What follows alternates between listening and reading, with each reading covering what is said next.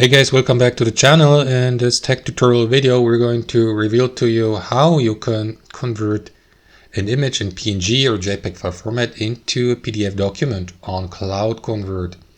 So let us dive into this, guys. So what you want to do is navigate to CloudConvert, and you'll need to be logged into your account. And once that's done, navigate to the home screen here on CloudConvert.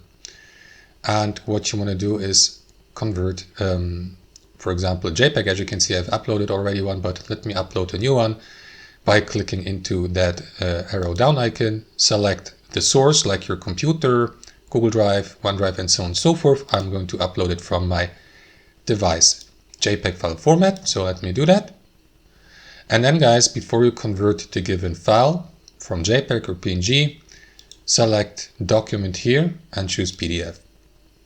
Then you may go through these options here and go through that setup here. I'm going to leave it just like that. So click into Convert here to start the conversion from JPEG to PNG. And as you can see, guys, the document now is in PDF file format. You can download it onto your device by using this button. And that's how it works, guys. Thanks for watching. Hope you enjoyed it. Got some value from it, and we'll see you next time on our channel.